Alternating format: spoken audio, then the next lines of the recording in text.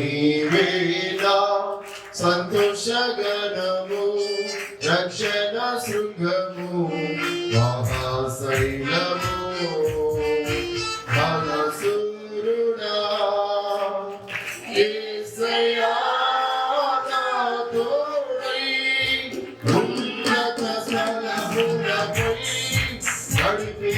నడిపించుచున్నావు మనసురుడా యేసయ్యా నా తోడై ఉన్నత స్థలములపై నడిపించుచున్నావు నీవేనా సంతోషగణము రక్షణ శృంగము మహాశైలము నీవేనా సంతోషగణము రక్షణ శృంగము మహాశైలము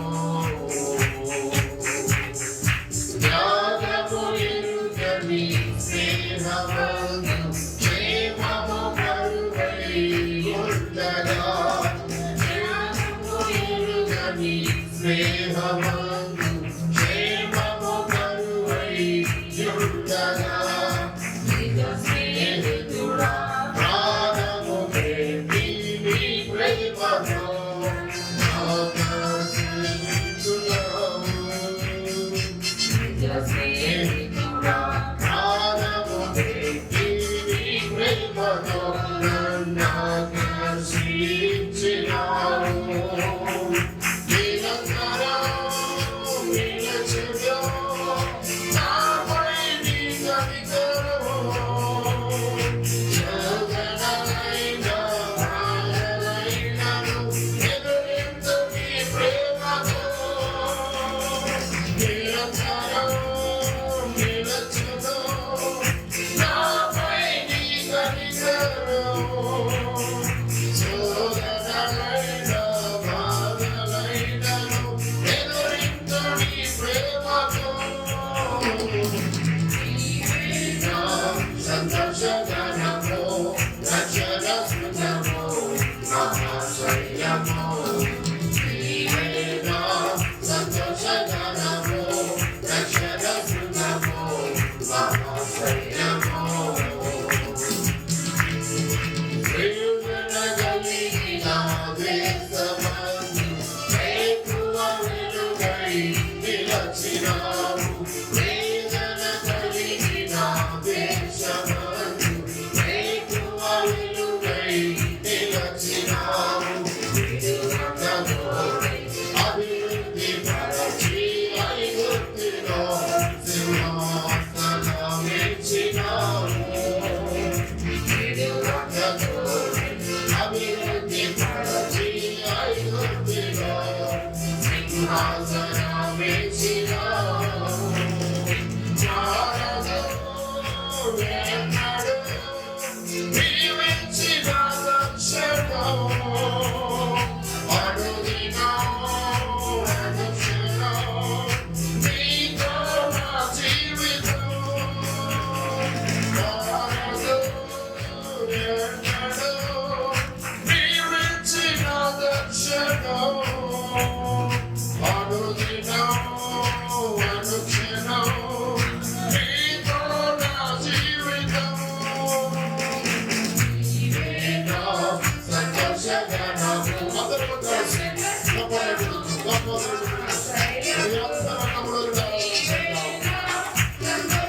Yes, Lord, we worship your name.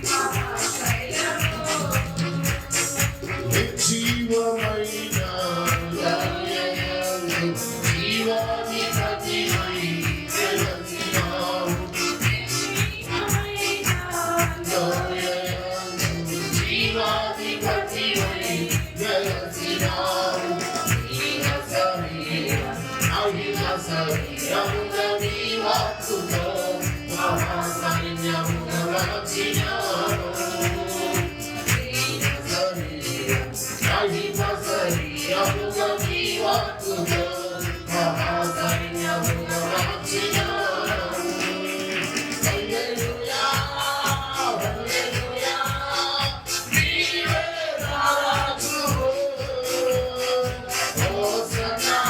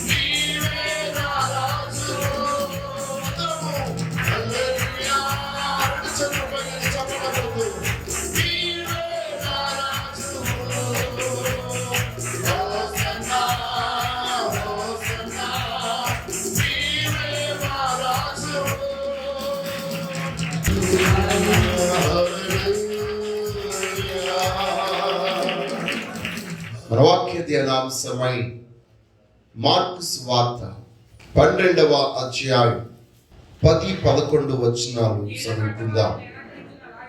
ఇల్లు కట్టువారు నిరాకరించిన రాయి మూలకు తలరాయి ఆయను.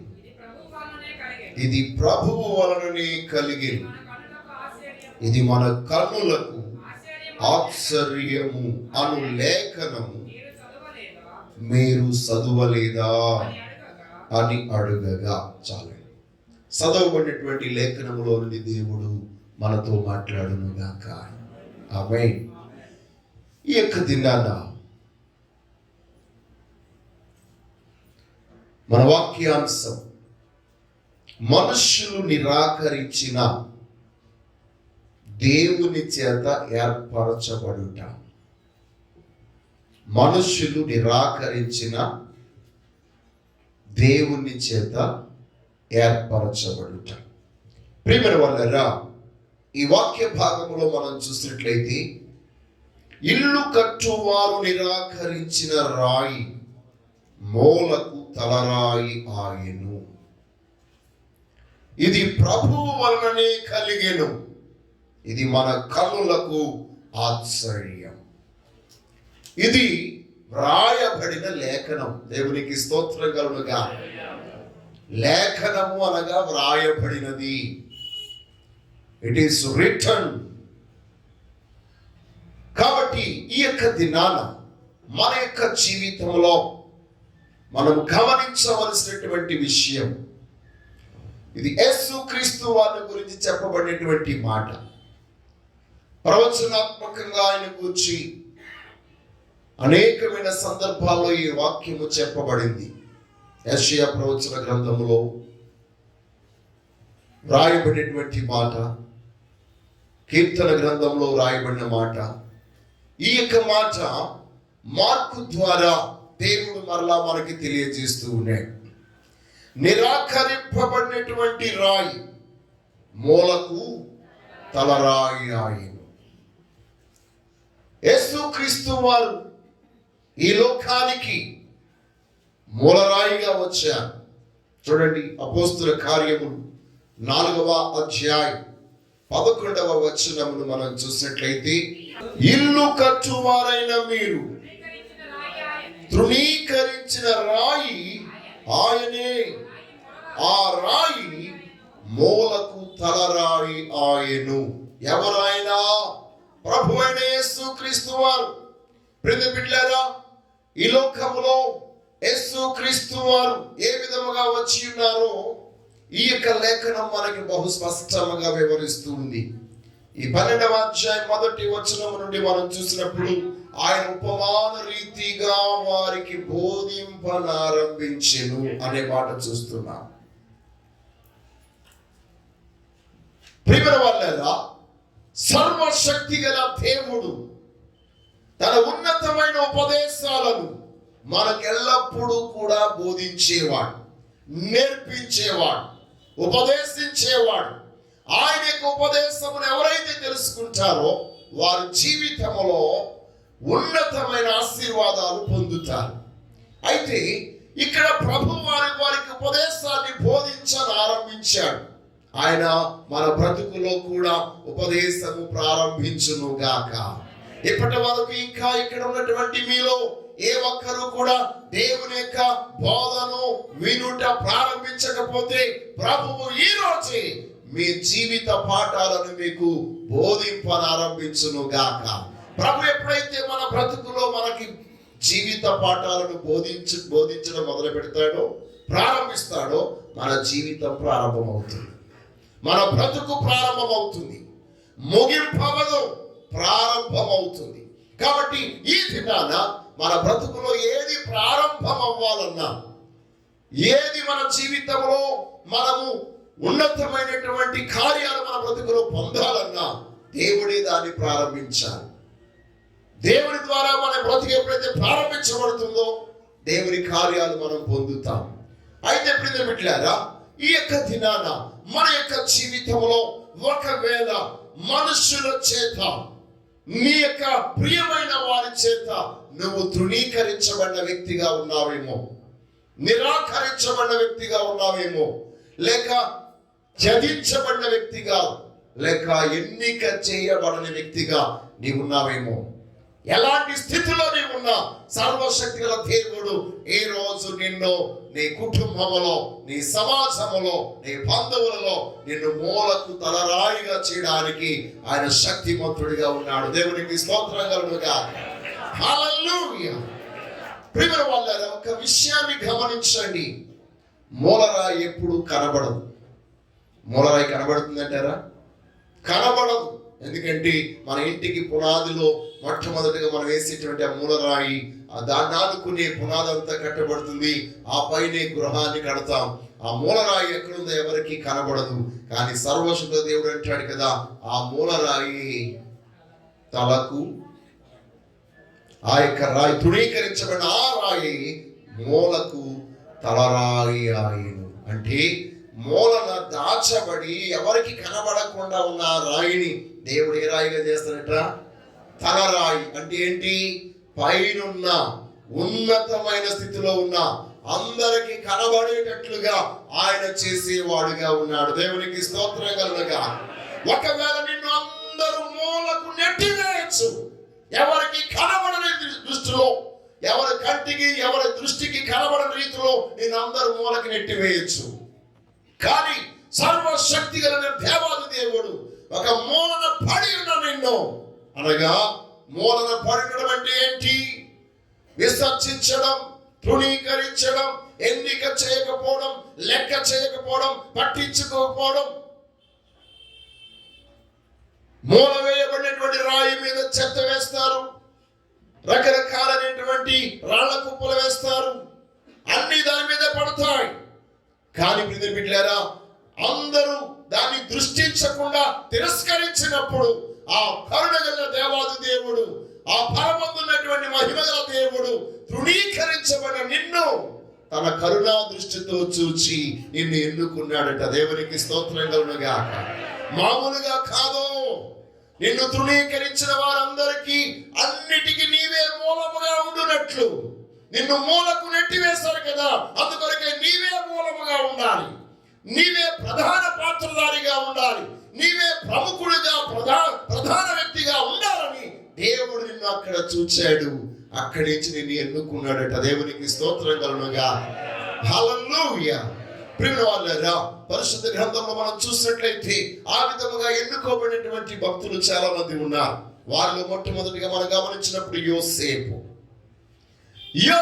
తన కుటుంబస్తుల చేతనే మొదట తృణీకరించబడ్డాడు, నిరాకరించబడ్డాడు. సహోదరుడిగా కూడా తనని వారు అంగీకరించలేదు.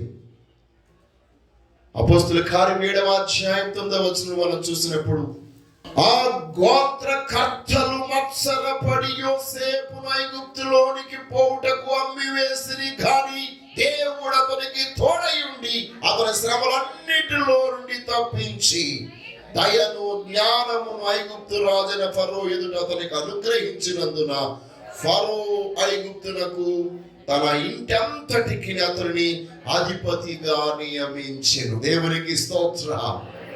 అమ్మివేయబడిన వాడు అధిపతిగా చేయబడుట. అమ్మివేయబడిన వాడు బానిసగా చేయబడాలి. అమ్మివేయబడిన వాడు దాసుడైపోవాలి, సేవకుడు అవ్వాలి.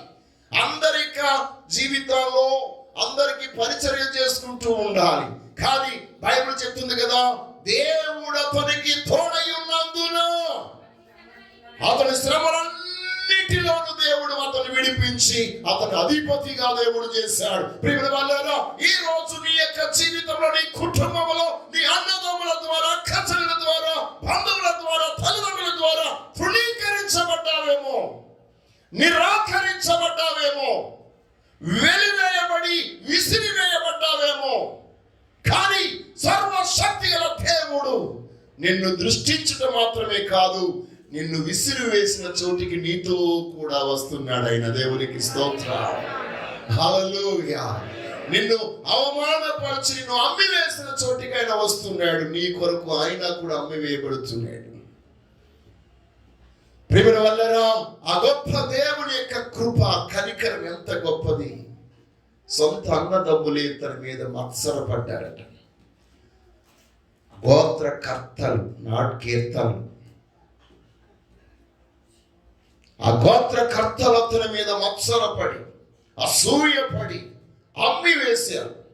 కారణం ఏంటంటే, వీడి ఎట్టి పరిస్థితుల్లో వీడి కలలు కానీ వీడి ఆలోచనలు కానీ నెరవేర్చబడకూడదు. వీడేంటి మనకంటే గొప్పవాడు ఎక్కడవుతాడు? ప్రేమ వాళ్ళ రీతిన దేవుడు నిన్ను ఒక ఉన్నతమైన స్థితిలో నిలబెట్టాలని ఆయన రాసి ఉంచాడు. దేవునికి స్తోత్రం. రాసి ఉంచిన దాన్ని ఎట్టి పరిస్థితుల్లో ఎవ్వరు దాన్ని చెరిపి వేయలేరు. ఎందుకంటే దేవుడు దాన్ని రాసి ముద్ర వేశాడు. ఆమేన్. పరిశుద్ధాత్మ దేవుని ద్వారా ముద్ర వేయబడినప్పుడు నిశ్చయముగా నీ పక్షముగా ఆ కార్యం అలాగా జరగవలసిందే. నీకు ఉద్యోగం రాయాలని రాయబడితే అది ఎవరు దాన్ని ఆపలేదు. నీవు వ్యాపారంలో ఉన్నత స్థితిలోనికి రావాలని దేవుడి చేతను రాయబడిన వ్యక్తిగా ఉండి ముద్రించబడిన వ్యక్తిగా ఉంటే దాన్ని ఎవ్వరు ఆపలేరు. ఎన్ని ఆటంకములు అడ్డులు వచ్చినా దేవుడు నీకు తోడై ఉండి తాను నీ యొక్క జీవితంలో రాసి పెట్టినటువంటి ఆ కార్యమును జరిగించుట కొరకు ఆయన నీ పక్షమందు ఉండి నీతో పోరాడుతాడు. దేవునికి స్తోత్రం. హల్లెలూయా, హల్లెలూయా. కాబట్టి ప్రియమైన బిడ్డలారా, యోసేపు తన అన్నదమ్ముల ద్వారా తృణీకరించబడ్డాడు, ఎగతాళి చేయబడ్డాడు. కానీ దేవుడు అతన్ని ఏం చేశాడు?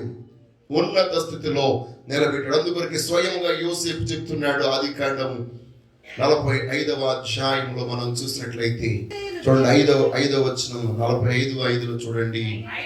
ఆయనను నేనిక్కడికి వచ్చినట్లు మీరు నన్ను అమ్మి వేసినందుకు దుఃఖపడకుడి, అది మీకు సంతాపము పుట్టింపనీయకుడి, ప్రాణరక్షణ కొరకు దేవుడు మీకు ముందుగా నన్ను పంపించెను. దేవునికి స్తోత్రం. మళ్ళా 50వ అధ్యాయంలో అని చెప్తున్నాడు 20వ వచనంలో, మీరు నాకు కీడు చేయనుద్దేశించితిరి గాని నేటి దినమున జరుగునట్టు అనగా బహు ప్రజలను బ్రతికించున్నట్లుగా అది మేలుకే దేవుడు ఉద్దేశించింది. దేవునికి స్తోత్రం కలుగుగా. హల్లెలూయా. కాబట్టి బిడ్డలారా, మన యొక్క జీవితంలో మనము కీడు తలపెట్టినటువంటి ప్రతిదీ కూడా, నీకెవరైనా కీడు చేశారని అనుకున్నట్లయితే, హాని చేయడానికి తలపెట్టినారని అనుకున్నట్లయితే, మత్సరపడి వారందరూ నిన్ను మూలకు విసిరేయాలని అనుకున్నట్లయితే నువ్వు భయపడవద్దు. సర్వశక్తి గల దేవుడు నువ్వు కోల్పోయిన, పోగొట్టుకున్న అన్నిటిని తిరిగి ఇవ్వడానికి, మూలబడిపోయిన నీ పేరును, మూలబడిపోయిన నీ బ్రతుకును, మూలబడిపోయిన నీ యొక్క హోదాను, మూలబడిపోయిన నీ గౌరవాన్ని, మూలబడిపోయిన నీ ఆర్థిక స్థితిని లేపడానికి దేవుడు శక్తిమంతుడు. దేవునికి స్తోత్రం కలుగుగాక. ఈ రోజు దేవుడు నిన్ను ఈ యొక్క మాట వినడానికే ఇక్కడికి తోడుకొచ్చి నమ్మినట్లయితే, ఇది నీ కొరకే రాయబడిన మాటని నీవు విశ్వసించినట్లయితే, నిశ్చయముగా దేవుడు యోసేపు జీవితంలో చేసినట్లు నీ బ్రతుకులు కూడా చేస్తాడు. He can do. ఆయనకు అసాధ్యమైనది ఏది లేదు. రెండవదిగా మనం చూస్తున్నప్పుడు దావీదుని గురించి మనం చూస్తే, దావీదు అన్నదమ్ముల ద్వారా తృణీకరించబడ్డాడు, తల్లిదండ్రుల ద్వారా తృణీకరించబడ్డాడు, ఈవెన్ శత్రువు అయినటువంటి గొల్యాతు చేత తృణీకరించబడ్డాడు, రాజు అయిన సౌలు చేత కూడా తృణీకరించబడ్డాడు. అన్ని రంగాలలోనూ, అన్ని మనుషుల మధ్య తృణీకరించబడిన వాడిగా ఉన్నాడు. చూడండి, సమూయేలు మొదటి గ్రంథం 17వ అధ్యాయం 42వ వచనంలో మనం చూసినప్పుడు దేవుని వాక్యం ఈ విధంగా తెలియజేస్తుంది. చుట్టూ పార చూచి దావీదును కనుగొని అతడు బాలుడై ఎర్రని వాడును రూపసి అయి ఉండుట చూచి అతనిని తృణీకరించెను. దేవునికి స్తోత్రం కలుగుగా. నేను బిడ్డలారా, ఈ వాక్య భాగంలో మనం గమనించినప్పుడు గొల్యాతు దావీదును తృణీకరించాడు. ఆ పైన ఇంకా మనం ముందుకు వెళ్ళినట్లయితే అన్నదమ్ముల చేత తృణీకరించబడ్డాడు. ఈ యొక్క వ్యక్తి అయినటువంటి గొల్యాతు ఇశ్రాయేలును తృణీకరించాడు, దేవుని యొక్క నామాన్ని తృణీకరించిన వాడు. అంతేకాదు దావీదును కూడా ఏం చేశాడట? తృణీకరించాడు. తృణీకరించుట వీడి స్వభావం, విసర్జించుట వీడి స్వభావం. అప్పుడు మీరు గమనించండి, మీ ఇంట్లో మిమ్మల్ని ఎవరైనా తృణీకరిస్తున్నారు లేక నిరాకరిస్తున్నారు, ఎన్నిక చేయట్లేదంటే అది వారి స్వభావం కాదు, వారిని ప్రేరేపింపజేయుచున్న అపవాది స్వభావం. దేవునికి స్తోత్రం కలుగుగా.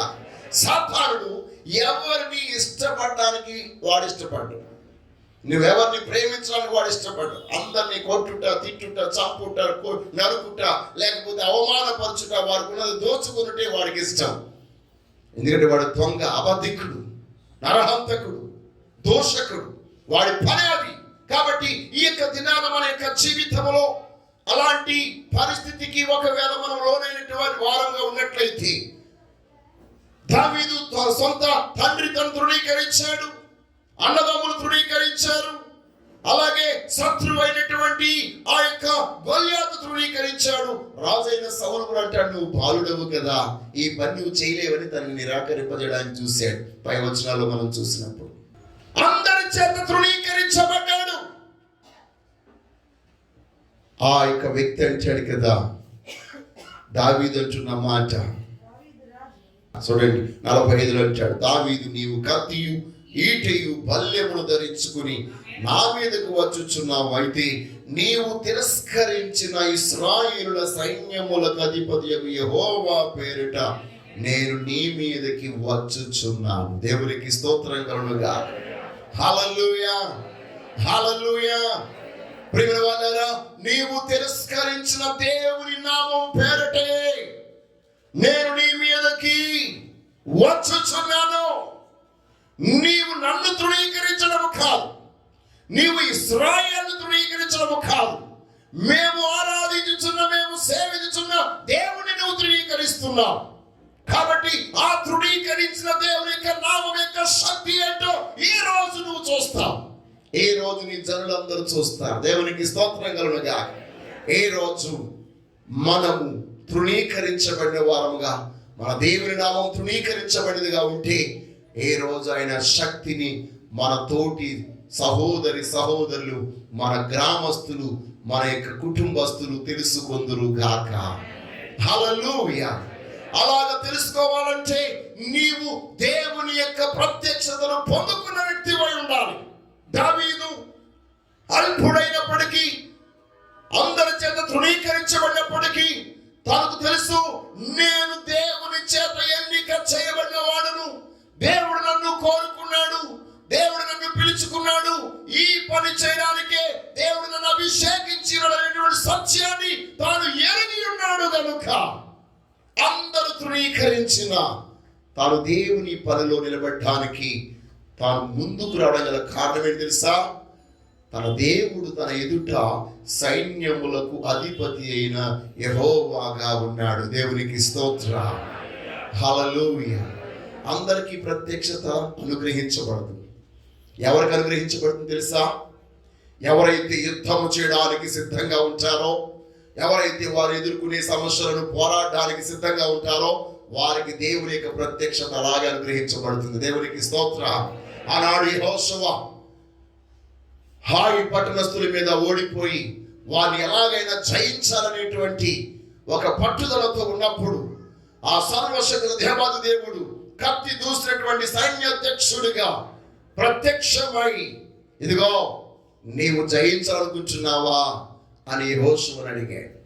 ఈరోజు నీవు ఎలాగైనా సరే నీకున్న శ్రమలు, శోధనలు, బాధలు, నిందలు, అవమానాలు, కష్టాలు, కన్నీళ్లు, ఈ తృణీకరించబడిన స్థితిని జయించాలనేటువంటి పట్టుదల కనుక నీలో ఉంటే ఆ దేవుని యొక్క ప్రత్యక్షతను పొందుకుంటావు. ఈరోజు మీరు తృణీకరించిన ఆ దేవుని నామం పేరిట అని చెప్పకుండా సైన్యములకు అధిపతియగు ఆ యెహోవా పేరిట నీ మీద నేను వస్తున్నాను అంటున్నాడు. కాబట్టి ప్రియమైన వాళ్ళారా, ఈ యొక్క దినాన దావీదు తృణీకరించబడ్డాడు, కానీ దేవుని చేత ఎన్నిక చేయబడ్డాడు. మనుషుల చేత తృణీకరించబడ్డాడు, దేవుడు అతన్ని ఏర్పరచుకున్నాడు. అందరూ తన్ని చిన్నవాడని మూలకు నెట్టివేశారు, కానీ అతడే ఆ దేశానికి మూలకు తలరాయి అయ్యాడు, మహారాజు అయ్యాడు. ఉన్నతమైన రీతిలో 40 సంవత్సరాలు ఆ రాజ్యాన్ని ఏలుబడి చేశాడు. ఒడిసేల పట్టుకుని, కర్ర చేత పట్టుకుని 4 గొర్రెలను వెంట తిరిగి ప్రయాణం చేస్తూ వాటిని పోషిస్తున్నటువంటి ఈ దావీదు గొప్ప రాజు అవుతాడని ఏ ఒక్కరు కూడా అనుకోలేదు, కానీ దేవుడు అనుకున్నాడు. దేవునికి స్తోత్రం. ఎవరు అనుకుంటే ఏంటి, అనుకోకపోతే ఏంటి? నిన్ను గురించి నువ్వు ఎలాగవుతావు అలాగవుతావు ఎవరైనా అనుకుంటే ఏంటి, అనుకోకపోతే ఏంటి? మన దేవుడు మన గురించి అనుకున్నాడు. అనుకోవడమే కాదు, నీవు ఇలాగవ్వాలని ఆయన రాసి పెట్టాడు. దేవునికి స్తోత్రం కలుగును గాక. హల్లెలూయా, హల్లెలూయా. ఈ దినాన నీ జీవితంలో నీవు ప్రభు యొక్క సన్నిధికి వచ్చుట, ప్రభుని ఆరాధించుట నువ్వు అనుకుంటే ఇక్కడికి రాలేదు. నీ బంధువులు, నీ స్నేహితులు, నీ అన్నదమ్ములు అనుకుంటే నువ్వు ఇక్కడికి రాలేదు. దేవుడు అనుకున్నాడు, ఆయన రాసి పెట్టాడు. నీవు దేవుని సన్నిధికి వచ్చి ఆరాధించాలని, అందుకు ఇక్కడికి వచ్చావు ఈరోజు. దేవునికి స్తోత్రం కలుగునుగా. హల్లెలూయా. నేను మా ఊరు వెళ్తే చాలా పెద్దవాళ్ళందరూ, ముసలి వాళ్ళందరూ చూసినప్పుడు అని అంటారు, ఎలా ఉండేవాడు, ఎలాగైపోయేవాడు. నేనంటాను, నేనేం అయిపోలేదు, నేను నమ్మిన నా దేవుడు నన్ను ఇలా చేశాడు. దేవునికి స్తోత్రం. హల్లెలూయా. నాకు ఉపదేశం చేసే వాళ్ళందరికీ ఉపదేశం చేసేవాడుగా దేవుడు నన్ను చేశాడు. అలాగవ్వాలని దేవుడు నా గురించి ఏం చేశాడు, రాసి పెట్టాడు. మీరు అందరూ అంటారు కదా, దేనికైనా ఏం పెట్టుండాలి. అందరికీ తెలిసి ఈ మాట, కానీ దేవుని వాక్యంలో ఇలాగ ఉందని మనకు తెలియదు. దేవునికి స్తోత్రం. అంత నా కర్మండి, ఇది నా తలరాతండి. దేవుడు నిన్ను శ్రమ పడాలని, దుఃఖపడాలని, కన్నీటిలో ఉండాలని, లేకపోతే నాశనం అయిపోవాలని, పాడైపోవాలని దేవుడు నీకు ఏమీ తలరాత రాయలేదు. ఆయన రాసింది ఏంటంటే తలకు మూలకు తలరాయిగా నిన్ను చేయాలని రాశాడు. దేవునికి స్తోత్రం. త్రొక్కబడిన నిన్ను, ఎవరి కంటికి కనబడని నిన్ను, ఎవరు లెక్క చేయని నిన్ను, అందరికంటే ఉన్నత స్థితిలో నిన్ను నిలబెట్టాలని ఆయన రాసి ఉంచాడు. అందుకొరకే ఆయన మూలకు తలరాయి అయ్యాడు. ప్రేమ వల్లేరా, మూడవదిగా మనం చూసినట్లయితే మోషే. చూడండి, అపోస్తుల కార్యము 7వ అధ్యాయం 35వ వచనం. అధికారిగా, తీర్పరిగా నిన్ను నియమించిన వాడెవడని వారు నిరాకరించిన ఈ మోషే అతనికి పొదలో కనబడిన దేవదూత ద్వారా దేవుడు అధికారిగాను విమోచకునిగాను నియమించి పంపిను. దేవునికి స్తోత్రం. Oh what a wonderful God. ఆయన ఎంత గొప్ప దేవుడండి. ఆయన ఈరోజు మీరు ఈ మాట గమనించాలి. నిన్ను అధికారిగా, తీర్పరిగా ఎవడరా మా మీద నేను పంపించింది, ఎవడరా నేను నియమించింది అని వాళ్ళందరూ నిరాకరించి తృణీకరించారట. సహోదరుడా, ఈ రోజు నిన్ను కూడా అలాగే నిరాకరించినప్పుడు నీ హృదయం చాలా వేదనకు గురై ఉండొచ్చు. ఎందుకంటే ఒకరు కష్టం ఉన్నారని నువ్వు ఆదుకోవడానికి వెళ్ళావు, ఒకరికి ఉపకారం చేయడానికి నువ్వు వెళ్ళావు, ఒకరికి మంచి చేయడానికి వెళ్ళావు. వారందరూ నిన్ను తృణీకరించారు. నీ వల్ల మేలు పొందిన వారిని నిన్ను తృణీకరించారు. దేవుడట తన ప్రత్యక్షత ద్వారా మరలా ఎక్కడ నువ్వు తృణీకరించబడ్డావో, ఎక్కడ నీవు అవమానపరచబడ్డావో, ఎక్కడ నీ యొక్క పదవిని, నీ యొక్క హోదాను నువ్వు పోగొట్టుకున్నావో, అక్కడ మరలా జనుల ఎదుట తానే నిన్ను అధికారిగాను, తానే నిన్ను తీర్పరిగా నియమించి, విమోచకునిగాను నియమించి ఆయన పంపాడు. దేవునికి స్తోత్రం కలుగుగా. ఎంత అద్భుతమైన మాట అండి ఇది. మోషే నిరాకరించబడ్డాడు. ఎవడరా నిన్ను తీర్పరిగా పెట్టింది, ఎవడు నిన్ను అధికారిగా నియమించాడని వారందరూ ఏకమై, నిన్ను నియమించిన వాడెవడు, నీ దిక్కున్న కదా చెప్పుకో అని చెప్పేసి అంటే, ఆ దేవుడు తనకి ప్రత్యక్షమై, ఎవడు ఎవడు అన్నారు కదా వాళ్ళు, నేను నిన్ను నియమిస్తున్నాను, నేను నిన్ను అధికారిగా ఏర్పాటు చేస్తున్నాను, తీర్పరిగా ఏర్పాటు చేస్తున్నా, విమోచకుడిగా నేను నిన్ను నియమిస్తున్నాను, వెళ్ళు అని దేవుడు పంపాడట. దేవునికి స్తోత్రం. హల్లెలూయా, హల్లెలూయా. ఈ రోజు దేవుడు మనందరినీ తన ఉన్నతమైన అధికారముతో నింపి ఉన్నాడు. నింపి ఉండమేమో కాదు, మనల్ని మన గృహాలకు ఈరోజు పంపిస్తున్నాడు. దేవునికి స్తోత్రం కలుగుగా. హల్లెలూయా. సర్వశక్తిలో దేవుని యొక్క నామము యొక్క అధికారం ఏంటో, ఆయన యొక్క శక్తి యొక్క విమోచన యొక్క శక్తి ఏంటో ఈ రోజు మీరు చూపించిన కొరకు దేవుడు మరలా మిమ్మల్ని తృణీకరించిన వారి యొద్దకి పంపిస్తున్నాడు. అవమానపరిచిన వారి యొద్దకైనా పంపిస్తున్నాడు. ఎగతాళి చేసిన వారి యొద్దకైనా మిమ్మల్ని పంపిస్తున్నాడు. కించపరిచిన వారి యొద్దకైనా మిమ్మల్ని పంపిస్తున్నాడు.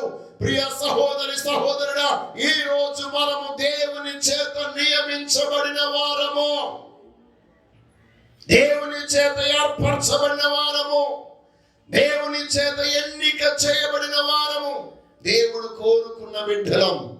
ఆయనే మనల్ని ఏర్పరిచాడు, ఆయనే మనల్ని నియమించాడు, ఆయనే మనల్ని విమోచకునిగా చేశాడు. కాబట్టి ఆనాడు పేతురు, యోహాను అంటున్నారు, ఇదిగో మీరు తిరస్కరించిన ఆ రాయి మూలకు తలరాయి అయింది. ఏ నామము వలన రక్షణ కలగదు. క్రిందంటాడు, కిందకు వస్తే ఎవని వలనను రక్షణ కలుగదు, ఈ నామమునని మీ రక్షణ పొందవలను గాని ఆకాశము క్రింద మనుషులలో ఇయ్యబడిన మరి ఏ నామమున రక్షణ పొందలేమని అని. దేవునికి స్తోత్రము కలుగునుగా. తృణీకరించబడిన నామం, నిరాకరించబడిన నామం యేసయ్య నామం, కానీ ఆయన నామం వల్లనే రక్షణ. దేవునికి స్తోత్రం. ఈ లోకంలో ఎక్కువగా ద్వేషించబడే గ్రంథం ఏదైనా ఉందంటే బైబిలే. కానీ ఎక్కువగా చదివే గ్రంథం ఏదైనా ఉందంటే బైబిలే. ఎక్కువగా ధ్యానించే గ్రంథం పరిశుద్ధ గ్రంథమే. ఎక్కువగా ద్వేషించబడే నామం యేసయ్య నామమే, గాని అందరూ యేసయ్య నామమే రక్షించబడుతున్నారు. దేవునికి స్తోత్రం కలుగుగాక. హల్లెలూయా. ప్రియమైన వాళ్ళారా, ఎందుకంటే ఆ నామమే మూలకు తలరాయి అయింది.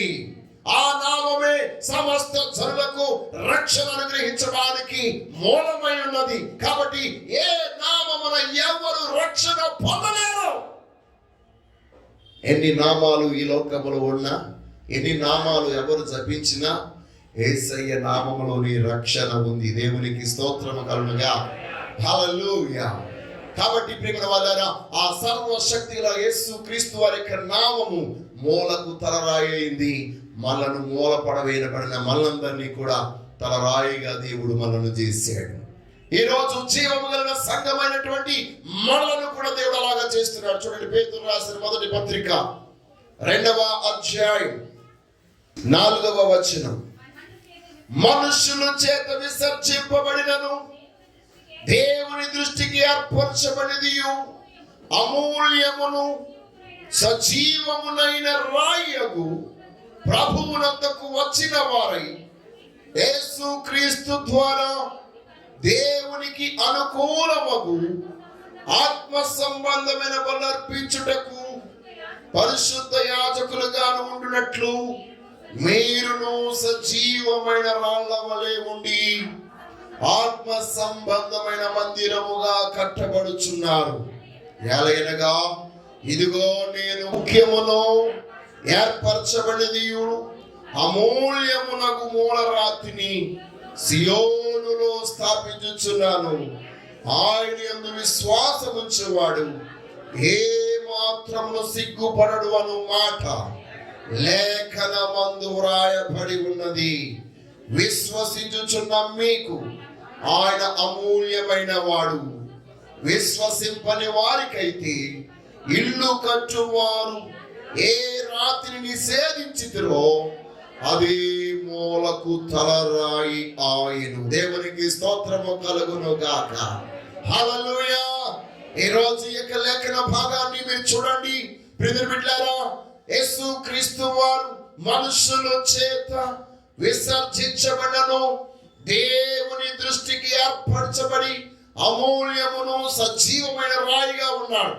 ఆ రాయి వద్దకు ఎవరైతే వస్తున్నారో, ఏ విసర్జించబడిన వ్యక్తి అయితే వస్తున్నారో వారందరూ కూడా యేసయ్య అనేటువంటి అమూల్యమైన రాయిగా ఉన్న యేసయ్య యొద్దకు వచ్చినప్పుడు వారును సజీవమైన రాళ్ళగా మార్చబడి వారును ఏర్పరచబడిన, ఎన్నిక చేయబడిన తలరాయిగా తీర్చబడుతున్నారని అపోస్తలుడైన పేతురు బహు స్పష్టంగా తెలియజేస్తున్నాడు. అంటాడు కదా, ఆయన మూలరాయిగా స్థాపించబడ్డాడు. మనమందరము కూడా ఆయన ఎందుకు వస్తే ఆ రాయికి తగిలితే మనం సజీవమైన వాళ్ళముగా మార్చబడతామంట. దేవునికి స్తోత్రం. ప్రియ సహోదరి సహోదరుడా, ఒకవేళ ఈ రోజు నీ బ్రతుకులో ఎదురవుతున్నటువంటి అవమానము, నింద, కష్టము, శోధన, శ్రమ, ఇరుకు, ఇబ్బంది, ఆర్థిక ఒడిదుడుకులు నిన్ను మృతతుల్యముగా మార్చేసినాయేమో, చచ్చిన వాడిగా చేసినాయేమో, ఆరాధించలేని స్థితిలో, ప్రార్థించలేని స్థితిలో, స్తుతించలేని స్థితిలో, పాడలేని స్థితిలో నీవు ఎందుకు పనికి రాని వ్యక్తిగా మార్చబడ్డావేమో. ఈ రోజు ప్రభువైన యేసు క్రీస్తు సజీవమైన రాయిగా ఉన్నాడు. ఆ యొక్క రాయిగా ఉన్న ఆ మందిరానికి మనం ఇక్కడికి వచ్చాం. వచ్చిన మనమందరము ఆయనతో సహవాసం చేస్తే సావునకు లోనైన మన బ్రతుకులన్నీ సజీవముగా మార్చబడి మరలా మనమందరము ఆయనకు ఆత్మ సంబంధమైన మందిరముగా కట్టబడతాం. దేవునికి స్తోత్రం కలుగుగా. ఈ రోజు నీ గృహములో, నీ ఇంటిలో సరైన ఆరాధన లేదేమో, దేవుడు నాకేం చేశాడని నువ్వు ఆరాధించడం మానేసావేమో, నువ్వు తృణీకరించబడటం నీ జీవితాన్ని కృంగదీసి దేవుని స్తుతించడం మానేవేస్తావేమో. ఈ రోజు సజీవుడైన యేసు యొద్దకు నువ్వు వచ్చావు. నీవు తృణీకరించబడ్డానికి ఇక్కడికి రాలేదు, ఎన్నిక చేయబడ్డానికి వచ్చావు. నీవు తృణీకరించబడుట యేసయ్య చూచాడు, నిన్ను అవమానించుట యేసయ్య చూచాడు, నిన్ను ఎగతాళి చేయడం ఆయన చూచాడు. ఆయన చూచి ఉన్నాడు కనుకనే నిన్ను ఎన్నుకున్నాడు. ఆయన దృష్టిలో నీవు ఎన్నిక చేయబడిన వ్యక్తివి. మనుషులందరి దృష్టిలో నీవు తిరస్కరించబడ్డావేమో, దేవుని దృష్టిలో నీవు ఎన్నిక చేయబడ్డావు. ఆ గొప్ప దేవునికి నిన్ను నీవు అప్పగించుకో. అందరు నిన్ను చూడట్లేదు కానీ ప్రభు నిన్ను చూస్తున్నాడు. ఆ గొప్ప దేవుని యొక్క కృప చాలా గొప్పది. కాబట్టి ఈ మార్కు మనందరికీ తెలియజేస్తున్నాడు. విసర్జించబడిన, నిరాకరించబడిన రాయి మూలకు తలరాయి అయినని రాయబడింది లేఖనాల్లో. నీ గురించి లేఖనంలో రాయబడింది. నీవు విసర్జించబడిన వ్యక్తివి కావు, ఎన్నిక చేయబడిన వ్యక్తివి. కాబట్టి ప్రియమైన వాళ్ళారా, ఈ రోజు ఆ గొప్ప దేవుడు మనలందరినీ అలాగే ఎన్నిక చేస్తున్నాడని ఆ ఉపమానం తెలియజేస్తుంది. ఉపమానంలో చాలా భావాలు ఉన్నాయి. ఎందుకంటే అక్కడ ఒక ఉపమానం చెప్పాడు ప్రభు. నేను ఒక వ్యవసాయకుడు ద్రాక్ష తోట వేసాడు. ఆ ద్రాక్ష తోట వేసి కాపులకు దాన్ని అప్పగించాడు. దేశాంతరం వెళ్ళాడు. వెళ్ళిన తర్వాత ఆ యొక్క సమయం వచ్చినప్పుడు దాని భాగం, నా భాగం నాకు వచ్చినట్లుగా ఇవ్వాలని దాసులను పంపించాడు. పంపించిన దాసులందరినీ వాళ్ళు ఏం చేశారు? కొట్టి చంపేశారు వట్టి చేతులతో. పోనీ నా దాసుల పట్ల అలా చేశారు, నా కుమారుణ్ణి అయితే అలా చేయరు కదా అని తన ప్రియాతి ప్రియమైన కుమారుని పంపించాడు. అతన్ని కొట్టి చంపేశారట. ఎందుకంటే ఈయన చంపేస్తే ఇంకెవడు అడిగేవాడే లేడు అని. ప్రియమైన వాళ్ళేరా, అప్పుడు ఆ చంపినటువంటి ఆయన కుమారుణ్ణి ఆయన సజీవుడిగా లేపి తిరస్కరించిన ఆ యొక్క వ్యక్తిని వారికి మూలకు తలరాయిగా చేశాడు. దేవునికి స్తోత్రం, హల్లెలూయా. ఒక్క మాట మీతో చెప్తాను, దేవునికి మీరంటే ముఖ్యమా, ఆయన కుమారుడంటే ముఖ్యమా? చెప్పండి. మనమంటేనే ముఖ్యం. అందుకొరకే తన ఒక్కగానొక్క కుమారుడైన యేసయ్యను ఆయన తన సింహాసనంలో కూర్చుండబెట్టలేదు, కానీ ఆయనను మన కొరకు అప్పగించి, మన కొరకు ఆయన అప్పగించి మనం రక్షించుట కొరకు ఆయన దృష్టికి మనం ఎలా ఉన్నాం తెలుసా? తన ఆస్తి కంటే, తన మహిమ కంటే, తన కుమారుని కంటే మనమే ముఖ్యమైన వారంగా ఉన్నాం. దేవునికి స్తోత్రం. నీవే ముఖ్యమైన ముత్యానివి, ధననిధివి గనుక ఆయన అన్నిటినీ విసర్జించి, అందుకొరకే పౌలు అంటాడు, తన ఒక్కగానొక్క కుమారుని ఇచ్చుటకు వెనిది అనేటువంటి ఆయన నీవేమడిగినా ఎందుకు ఇవ్వడు? హీ కెన్ గివ్, ఆయన ఇస్తాడు. కాబట్టి ఈరోజు అలాంటి ఒక గొప్ప దేవుణ్ణి మనం ఆరాధిస్తున్నాం. నీవు తృణీకరించబడ్డావని కృంగిపోకు, నీవే ఎన్నిక చేయబడతావు. ఎవరైనా సరే, స్త్రీలైనా పురుషులైనా, మన జీవితంలో ఎవరో ఉంటేనే మనల్ని ఎన్నిక చేయరు. ఏమీ లేకున్నా దేవుడు మనల్ని ఎన్నిక చేస్తాడు. అన్నీ ఉన్నాయని మనం ఎన్నుకోలేదైనా ఏమీ లేని వారమని ఆయన మనల్ని ఎన్నుకున్నాడు. అలాంటి ఆ ఉన్నతమైన దేవుడు, సొగసు లేని, ఆకర్షణ లేని, సౌందర్యము లేని, మూలకు విసిరివేయబడిన మనలను ఎన్నుకుని ప్రేమిస్తున్న ప్రభుకి మళ్ళీ మనం అప్పగించుకుందాం. అట్టి కృప దేవుడు మీ అందరికీ అనుగ్రహించును గాక.